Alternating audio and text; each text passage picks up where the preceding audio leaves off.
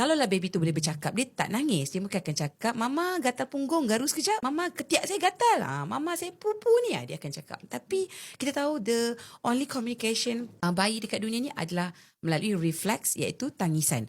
So bila baby menangis, ramai ibu ayah akan ada salah tanggap, tak cukup susu. So dia akan terpaksa top up, terperangkap dalam top up trap dan akhirnya tak berjaya dan terpaksa orang kata menggagalkan proses penyusuan susu ibu tu lah.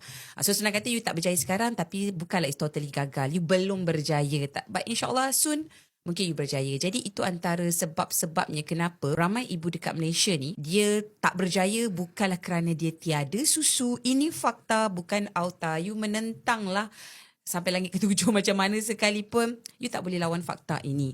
Okay, dan untuk potensi ibu-ibu itu mengalami situasi yang tiada susu adalah sangat terpencil. Nak tahu lebih banyak tips dan cerita tentang ibu? Follow Audley sekarang.